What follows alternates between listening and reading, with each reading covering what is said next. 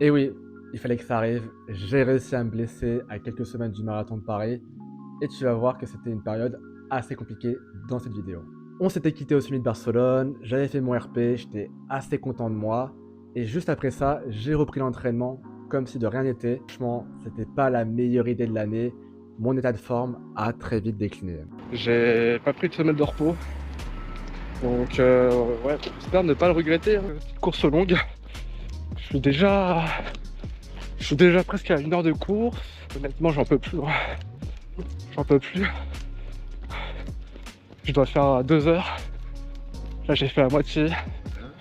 Mais honnêtement, là, j'assume pas ma semaine post-semi.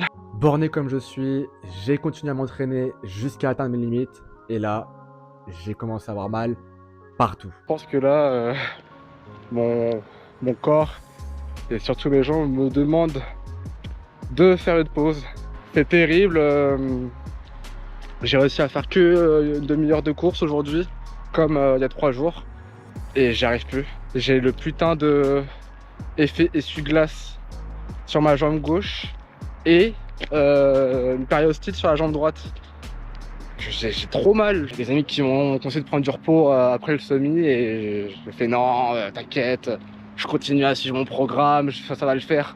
Putain, mais qu'est-ce que je suis con. Quel con. Je vais le regretter, hein. Il me semble que j'ai pris jusqu'à 5 jours de repos d'affilée, chose qui n'était pas arrivée depuis très longtemps. Comme vous pouvez le voir sur le graphique, j'ai fait une première semaine, il me semble, entre 25-15 km, ce qui est vraiment pas beaucoup, surtout dans le cadre d'une prépa marathon. Et la semaine d'après, j'ai fait seulement 10 km. Et là, j'étais vraiment au point mort. J'ai commencé à ralentir le rythme et, et là c'est dur, hein. Un peu la triste impression de me dire que j'ai fait plus de 3-4 mois de prépa pour rien. J'ai fait que des runs de 5-6 km maximum. Du coup, je suis un petit peu blasé. Chaque fois, je recours en me disant ouais, j'espère que ça va aller et tout. En fait, ça va toujours pas. J'ai l'impression d'avoir toutes les blessures, toutes les micro-blessures possibles du coureur. J'ai l'effet essuie-glace, j'ai la périostite, mal en dessous de la paume de mon pied, j'ai des contractions un peu partout,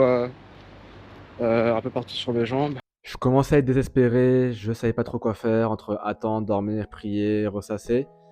Et c'est pour ça que j'ai commencé à aller voir une ostéo. Et franchement, elle m'a bien aidé. Elle m'a un peu remis sur pied. Je ne pourrais pas dire que c'est grâce à elle que je me suis rétabli à 100%. Mais en tout cas, après la séance, je me suis senti beaucoup mieux. Quelques jours après, je suis allé voir une kiné qui m'a fait part de ses conseils, notamment en renforcement musculaire. Au niveau du mindset, j'ai commencé à être de plus en plus positif et franchement, ça s'est senti durant les courses. J'ai enfin fait une course sans aucune douleur, ou presque. Ça fait vraiment du bien au moral. Franchement, juste de courir et d'avoir aucune gêne, c'était pas inutile d'avoir pris du repos. Vraiment, j'ai mis ma fierté de côté. L'espoir revient. Je suis sur le point d'être à peu près opérationnel. Sur les conseils de ma kiné, j'ai commencé à prendre le renforcement musculaire vraiment au sérieux. C'est vrai qu'avant, je faisais un peu le guignol, je faisais pas 10 secondes d'échauffement et je l'ai payé jusqu'à maintenant. Évidemment, ça prend du temps pour revenir à son meilleur niveau, il faut faire preuve de patience et reprendre la routine progressivement. Ça fait longtemps que j'ai pas fait une course longue. J'ai presque fait 2 heures aujourd'hui par rapport à mon état il y a une semaine. C'est le jour et la nuit, vraiment de très bonnes sensations. Ça fait plaisir. C'est toujours frustrant de ne pas pouvoir lâcher toutes ces forces. Mais je suis convaincu que c'est ce qui va me permettre de revenir petit à petit. Ça fait hyper longtemps que j'ai pas fait de run matinale, mais là j'ai réussi à me lever tôt, à 6 h du matin. Donc allez, une fois. J'ai également pris une petite compote pour tenir cette matinée. J'ai envie d'aller vite alors que c'est un peu dangereux. Si je continue à aller un peu trop vite tout le temps,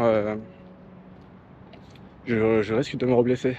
J'ai commencé à reprendre confiance en moi quand j'ai vu que j'ai enchaîné les runs jusqu'au jour où la séance test est arrivée. C'est un grand jour, c'est la fameuse course test Donc je vais littéralement me mettre dans les conditions d'un jour de marathon avec le t-shirt, le short, enfin absolument tous mes équipements. J'en ai assez décisive. C'est un peu aujourd'hui que je vais savoir si je vais aller à l'allure que je me suis fixée. Ouais, j'ai jamais fait 2h30, donc j'espère que ça va bien se passer. Il n'y a pas de raison que ça se passe mal, hein. Ça fait 4 mois que je me prépare, donc ça devrait le faire. Spoiler alerte, c'était un échec cuisant. J'ai pas réussi à aller au bout. Il me manquait à peu près 15 minutes pour finir. Je suis un peu inquiet là parce que j'ai fait que 22 km. Le 22,5 au lieu de 26 aujourd'hui. Et que j'étais en grosse souffrance.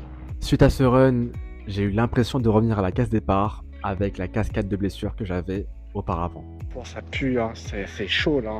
J'ai fait que 22 minutes, très tranquille, et j'ai extrêmement mal. Plus mes séances passent, et plus je me dis que le marathon, je suis pas sûr de le finir. Des douleurs au bout de 3 km. Imaginez si je fais 40. Si je fais 42, ça va pas mieux. J'ai réussi à faire 40 minutes, mais vraiment avec de grosses douleurs au tibia pour pas changer. En plus, je me suis rajouté une petite difficulté là, j'avais mal au ventre. Donc, disons que je me suis entraîné sur cette course à avoir mal au ventre. Donc, ça peut servir le jour de la course. Je suis dans un beau pétrin parce que j'ai deux choix. En fait, c'est soit je me repose, mais je prends le risque de perdre mon cardio et du coup de perdre mon pic de forme pour la course. Moi je continue à m'entraîner, mais je risque d'avoir toujours cette blessure qui vraiment m'empêche de me donner à 100%. Je suis passé par tous les étapes possibles. Il y a des jours où je pensais faire 200 km et d'autres jours où je valais pas un clou. La prochaine vidéo sera dans 15 jours quand j'aurai fait ce foutu marathon. Sauf si mes jambes m'abandonnent définitivement. Je vous laisse quand même sur une note plutôt positive, car la veille où je sors cette vidéo, je fais enfin un run digne de ce nom. Bon, enfin une bonne nouvelle. J'ai réussi à faire 13 bornes, quasi sans douleur. Et ouais, c'est tout. J'ai réussi à faire 13 km à allure marathon sans douleur. Si tu regardes encore cette vidéo, moi je t'invite à t'abonner et à lâcher un commentaire. Tu vas le faire, même si tu crois pas en moi. Moi je te dis à dans 2 semaines. Ciao ciao.